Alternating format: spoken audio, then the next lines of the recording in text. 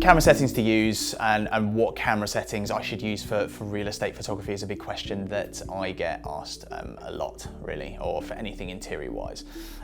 So we want our ISO to stay at 400. We don't want anything really, really grainy, which is going to mean a bigger number. We don't want it to be, or the camera to be too desensitized to the light. So I think 400 is a very good range. Once you've got 400 set on the camera, do not touch it. There's just no need.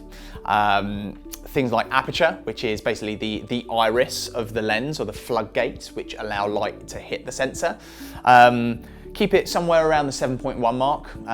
You can go to f8 or f9. Anything above that, it's just overkill. Anything below that, you get the kind of the smartphone blurry background effect, which is very, very popular now, to replicate what some of these more expensive DSLRs and mirrorless cameras are doing. So if, anywhere between 7.1 and f9, pick your poison, and then again, like the ISO, just no need to touch it. You just don't need to fiddle around with it. Things like the shutter speed is the only thing you're really going to have to change. So I would kind of experiment with that. The shutter speed is going to obviously allow light to hit the sensor with that whole chink noise. Play around with it. That's generally the only thing that you would really need to touch.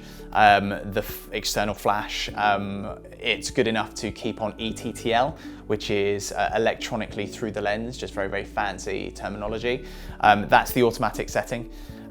With that flash, again, you're pointing it upwards and behind you. You do not want to put it, facing directly into the room, because that's just harsh shadow territory and it just looks really horrible and, not aesthetically pleasing. Another good quick tip is making sure that your lens is set to either 10mm or 16mm, depending on what kind of camera you have.